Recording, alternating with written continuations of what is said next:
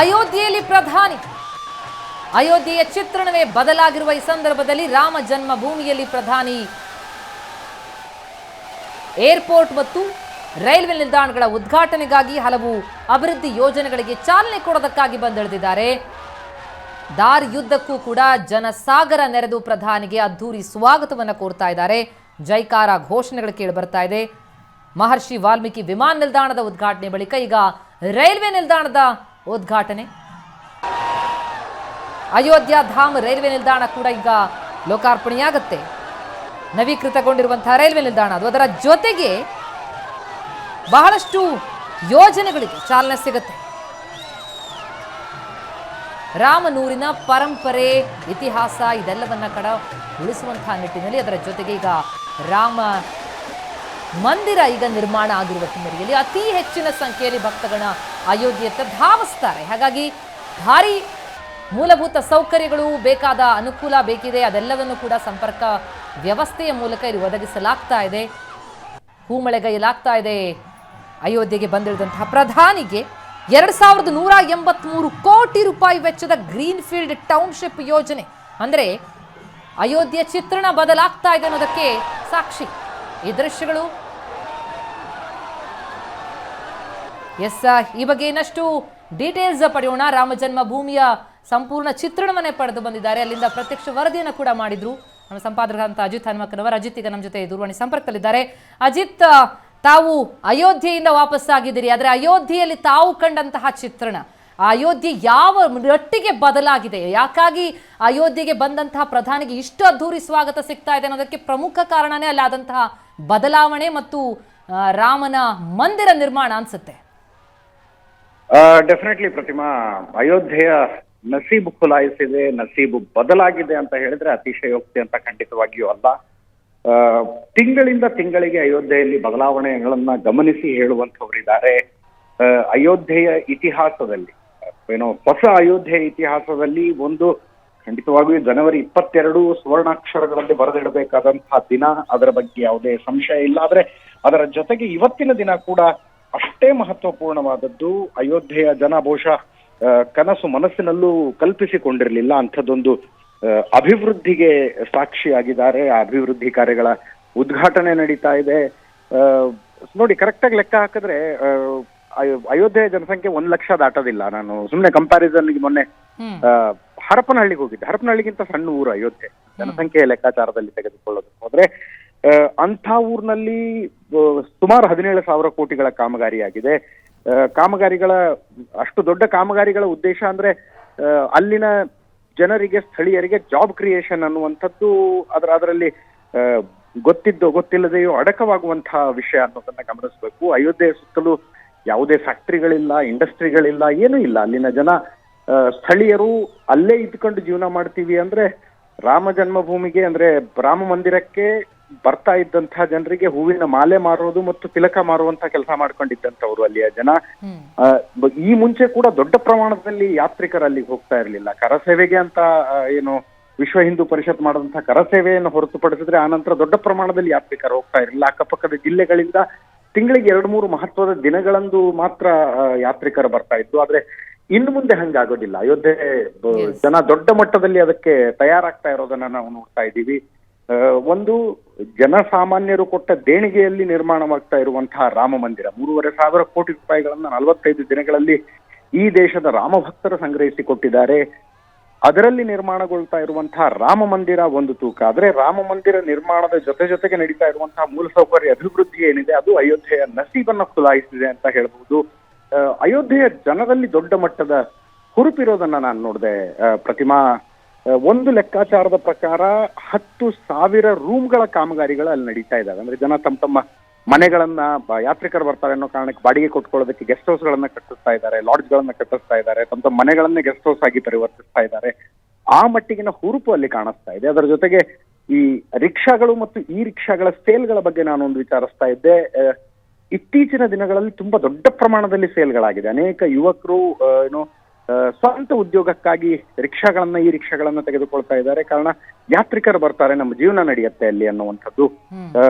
ಅದರ ಜೊತೆಗೆ ಅಲ್ಲಿನ ರಸ್ತೆ ಅಕ್ಕಪಕ್ಕದಲ್ಲಿದ್ದಂತಹ ಅಂಗಡಿಗಳು ಅಂಗಡಿಗಳ ಸ್ವರೂಪಗಳನ್ನ ಬದಲಾಯಿಸಲಾಗಿದೆ.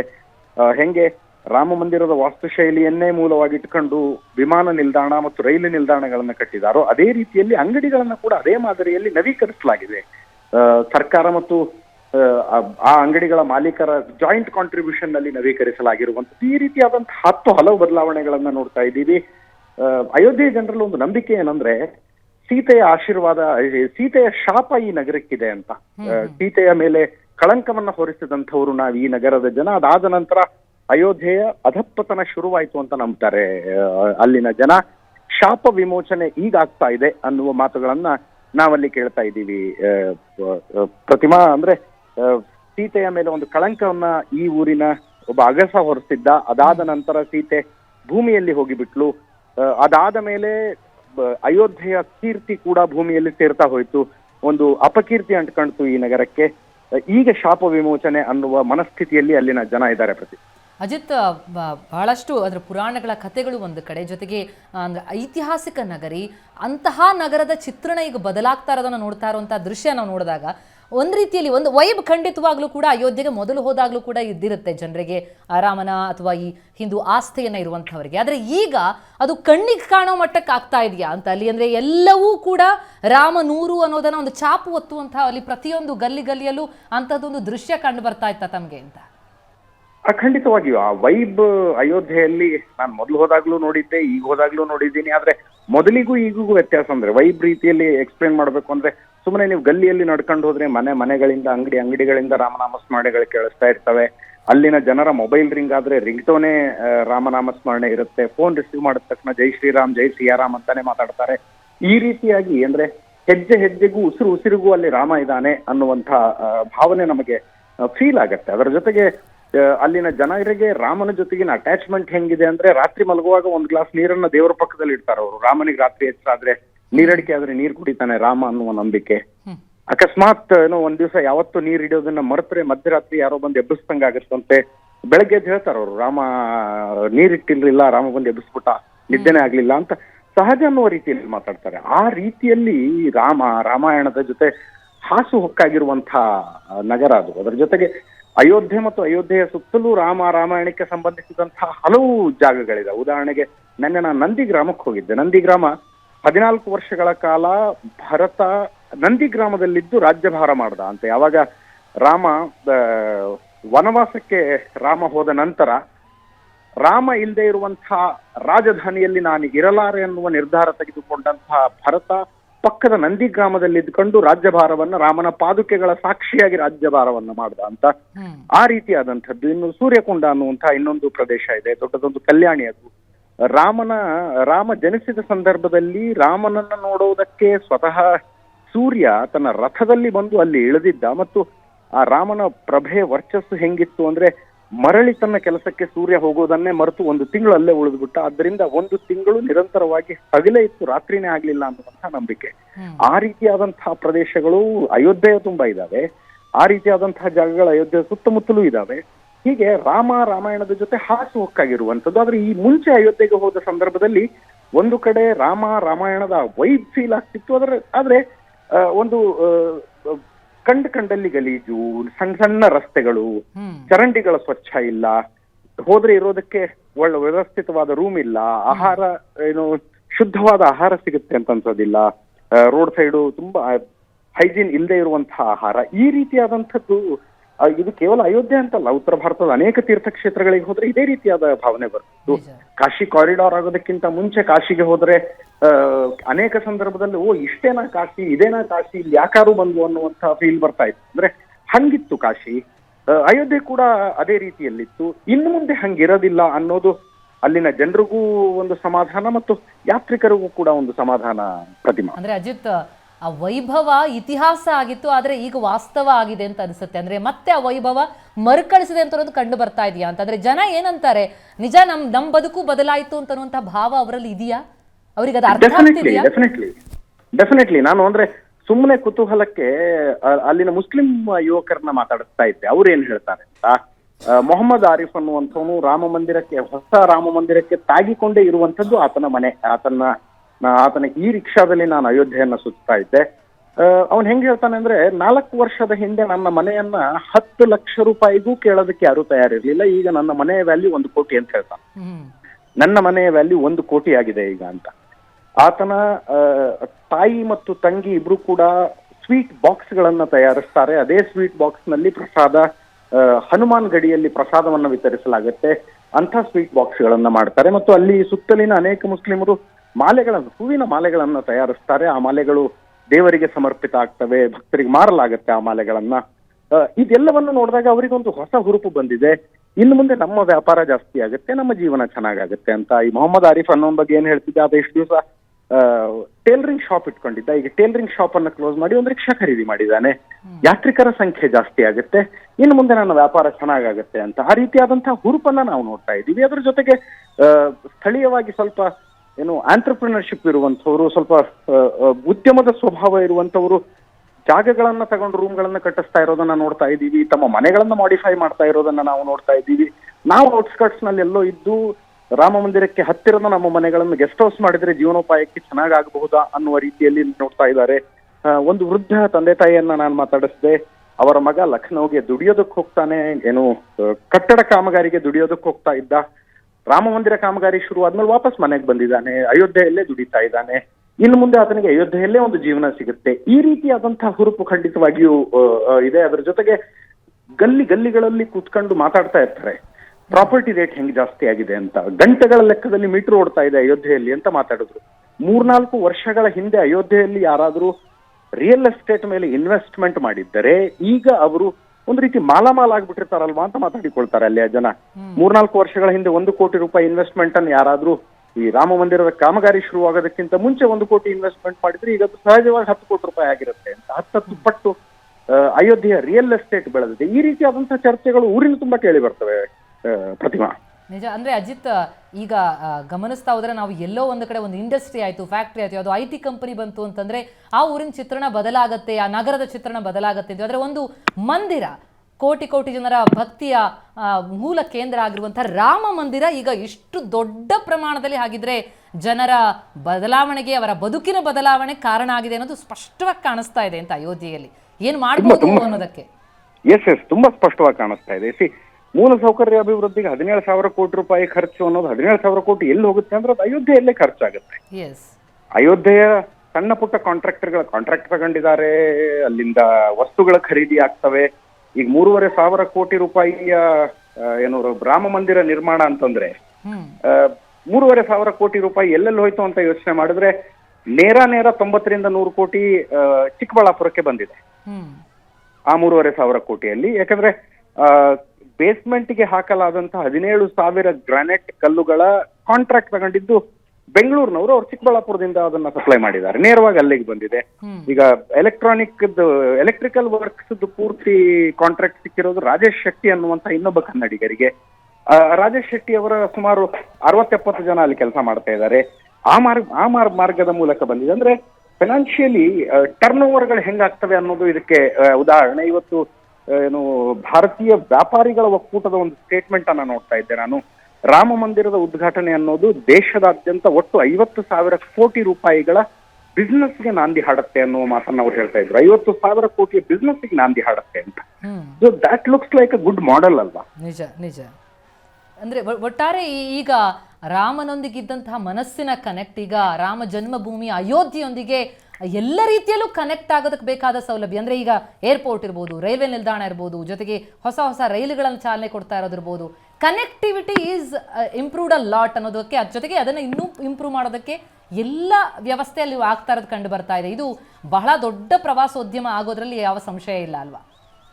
ಅಲ್ಲ, ಪ್ರವಾಸೋದ್ಯಮ ಅಂದ್ರೆ ಧಾರ್ಮಿಕ ಪ್ರವಾಸೋದ್ಯಮಕ್ಕೆ ಭಾರತದಲ್ಲಿ ಎಷ್ಟೆಲ್ಲಾ ಸ್ಕೋಪ್ಗಳಿದೆ, ಏನೇನು ಮಾಡಬಹುದು ಅನ್ನೋದಕ್ಕೆ ಈ ಕಾಶಿ ಮತ್ತು ಅಯೋಧ್ಯೆ 2 ಎಕ್ಸಾಂಪಲ್ ಅಂತ ಅನ್ಸುತ್ತೆ. And connectivity is a game changer.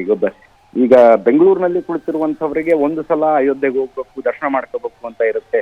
Just imagine, ನಾವು ಅಂದ್ರೆ ಲಖನೌದಲ್ಲೂ ವಿಮಾನ ಇಲ್ಲ, ದೆಹಲಿಗೆ ಹೋಗಿ ದೆಹಲಿಯಿಂದ ಅಯೋಧ್ಯೆಗೆ ಹೋಗ್ಬೇಕು ಅಂದ್ರೆ ಯಾರಪ್ಪ ಹೋಗ್ತಾರೆ ಅಂತ ಅನ್ಸುತ್ತೆ. ಲಖನೌ ಹೋಗಿ ಲಖನೌಯಿಂದ 150 ಕಿಲೋಮೀಟರ್, ಬಟ್ ರಸ್ತೆ ಬಹಳ ಕೆಟ್ಟದಾಗಿದೆ ಅಂದ್ರೆ ಒಮ್ಮೆ ಹೋಗಿ ಬಂದವ್ರು ರಸ್ತೆ ಬಹಳ ಕೆಟ್ಟದಾಗಿದೆ, ಹೋಗೋದಕ್ಕಾಗೋದಿಲ್ಲ ಅಂತಂದ್ರೆ ಯಾರಪ್ಪ ಹೋಗ್ತಾರೆ ಅಂತ ಅನ್ಸುತ್ತೆ. ಆದ್ರೆ ಬೆಂಗಳೂರಿನಿಂದ ಟ್ರೈನ್ ಅಲ್ಲಿ ಕೂತ್ಕೊಂಡು ನೇರವಾಗಿ ಅಯೋಧ್ಯೆಯಲ್ಲಿ ಇಳಿಬಹುದು ಮತ್ತು ಅಯೋಧ್ಯೆಯಲ್ಲಿ ಇಳಿದ ತಕ್ಷಣ ಒಂದು ಫೀಲ್ ಗುಡ್ ಫ್ಯಾಕ್ಟರ್ ಸಿಗುತ್ತೆ ಅನ್ನುವಂತ ರೈಲ್ವೆ ನಿಲ್ದಾಣದಲ್ಲಿ ಒಂದು ಫೀಲ್ ಗುಡ್ ಫ್ಯಾಕ್ಟರ್ ಅನ್ನೋದು ಇರುತ್ತಲ್ಲ, ಅದು ಡೆಫಿನೆಟ್ಲಿ ಏನೋ ಮತ್ತಷ್ಟು ಪ್ರವಾಸಿಗರನ್ನ ಅಲ್ಲಿಗೆ ಹೋಗೋದಕ್ಕೆ ಎನ್ಕರೇಜ್ ಮಾಡುತ್ತೆ. ಈ ರೀತಿಯಾಗಿ ಒಂದು ಡೆವಲಪ್ಮೆಂಟ್ ಮಾಡೆಲ್ ಲುಕ್ಸ್ ಲೈಕ್ ಏನೋ ವಂಡರ್ಫುಲ್ ಮಾಡೆಲ್. ಪ್ರತಿಮಾ, ಕಾಶಿಯಲ್ಲಿ ಅದೇ ರೀತಿ ವರ್ಕ್ ಆಗಿದೆ. ಆದ್ರೆ ಕಾಶಿಗೂ ಅಯೋಧ್ಯೆಗೂ ಇರುವ ವ್ಯತ್ಯಾಸ ಅಂದ್ರೆ ಕಾಶಿಯಲ್ಲಿ ಸ್ಥಳೀಯರಿಗೆ ಉದ್ಯೋಗ ಮಾಡುವುದಕ್ಕೆ ಅಕ್ಕಪಕ್ಕದಲ್ಲಿ ಅನೇಕ ಅವಕಾಶಗಳಿದ್ವು, ಫ್ಯಾಕ್ಟರಿಗಳಿದ್ವು, ಬೇರೆ ಬೇರೆ ಇಂಡಸ್ಟ್ರಿಗಳಿದ್ವು. ಈ ಎಲ್ಲ ಕಾರಣಕ್ಕಾಗಿ ಸ್ಥಳೀಯ ಯುವಕ ಯುವತಿಯರಿಗೆ ಉದ್ಯೋಗದ ಕೊರತೆ ಅನ್ನೋದು ದೊಡ್ಡ ಮಟ್ಟದಲ್ಲಿ ಕಾಡ್ತಾ ಇರ್ಲಿಲ್ಲ. ಆದ್ರೆ ಅಯೋಧ್ಯೆಯಲ್ಲಿ ಅದಿತ್ತು. ಅಯೋಧ್ಯೆಯಲ್ಲಿ ಡಿಗ್ರಿ ಮುಗಿಸಿದಂಥವರು ಇನ್ವೇರಿಯಬಲಿ ದೊಡ್ಡ ಪಟ್ಟಣಗಳಿಗೆ ಕೆಲಸ ಮಾಡೋದಕ್ಕೆ ಹೋಗಲೇಬೇಕಾಗಿತ್ತು. ಅದನ್ನ ಹೊರತುಪಡಿಸಿದ್ರೆ ಬೇರೆ ಆಪ್ಷನ್ ಇರ್ಲಿಲ್ಲ ಅವ್ರ ಹತ್ರ. ಈಗ ವಾತಾವರಣ ಬದಲಾಗುತ್ತೆ. ಡೆಫಿನೆಟ್ಲಿ ಘರ್ ವಾಪಸಿ. ಎಸ್ ಅಜಿತ್, ಅಲ್ಲಿ ಕೆಲಸ ಮಾಡುವಂಥವ್ರು ಇರ್ಬೋದು ಅಥವಾ ಬೇರೆ ಬೇರೆ ಊರುಗಳಿಂದ, ದೇಶದ ಮೂಲೆಯಿಂದ ಬಂದಂಥವ್ರು ಇದ್ದಾರೆ. ಕನ್ನಡಿಗರು ಬಹಳಷ್ಟು ಜನರನ್ನು ತಾವು ಅಲ್ಲಿ ಮಾತನಾಡಿಸಿದ್ರಿ. ಅವರು ಅಲ್ಲಿ ಅಯೋಧ್ಯೆಯಲ್ಲಿ ಮೊದಲಿಗೆ ಬಂದಿಳಿದಾಗಿನ ಅನುಭವಕ್ಕೂ ಈಗ ಆಗ್ತಾ ಇರುವಂತಹ ಬದಲಾವಣೆಯೊಳಕ್ಕೆ ಅವರು ಒಬ್ಬರಾಗಿರೋದ್ರಿಂದಾಗಿ ಅವರ ಅನುಭವವನ್ನು ಕೇಳ್ತಾ ಇದ್ದಾಗ ಏನ್ ಅನಿಸ್ತಾ ಇತ್ತು ತಮಗೆ ಅಂತ? ಯಾವ ರೀತಿಯಾದಂತಹ ಅನುಭವ ಹಂಚ್ಕೊಳ್ತಾ ಇದ್ರು? ಬಹಳ ಅಂದ್ರೆ ಒಬ್ಬೊಬ್ಬರದು ಒಂದೊಂದು ರೀತಿಯ ಅನುಭವ. ನಾನು ರಾಮ ಮಂದಿರದ ಕಾಮಗಾರಿ ಆರಂಭದ ಸಂದರ್ಭದಲ್ಲಿ ಇದ್ದಂಥವ್ರನ್ನ ಮಾತಾಡಿಸ್ತಾ ಇದ್ದೆ.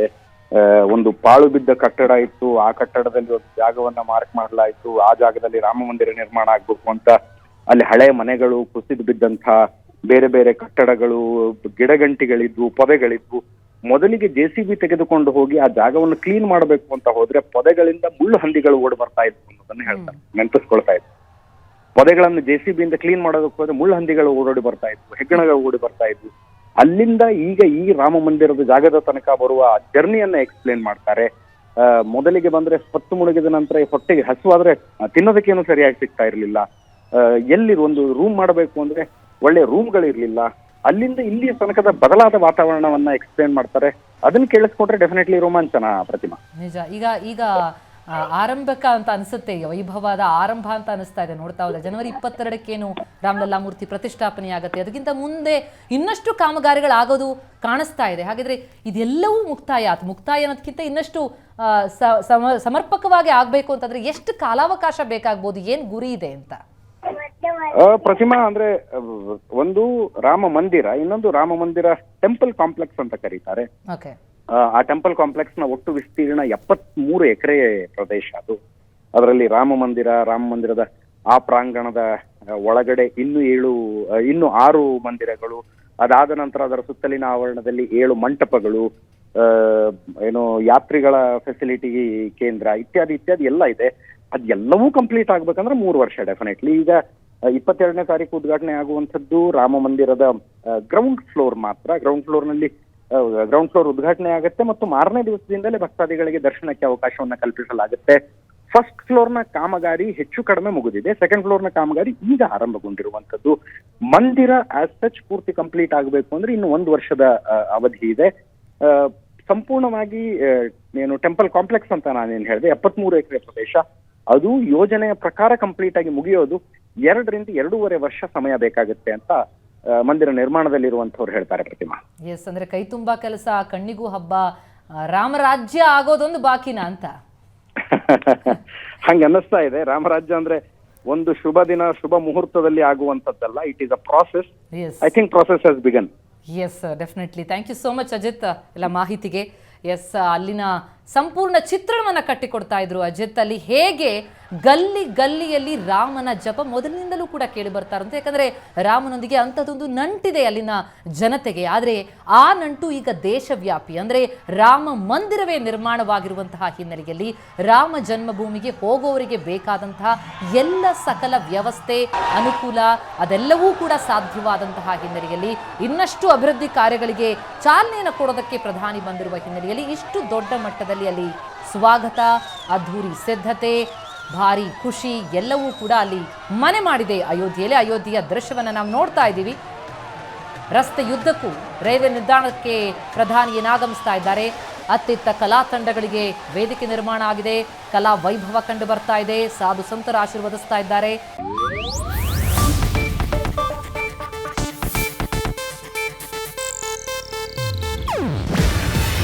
ಇದು ಏಷ್ಯಾನೆಟ್ ನ್ಯೂಸ್ ನೆಟ್ವರ್ಕ್ ಪ್ರಸ್ತುತಿ. ನೀವು ನೋಡ್ತಿದ್ದೀರಾ ಏಷ್ಯಾನೆಟ್ ಸುವರ್ಣ ನ್ಯೂಸ್.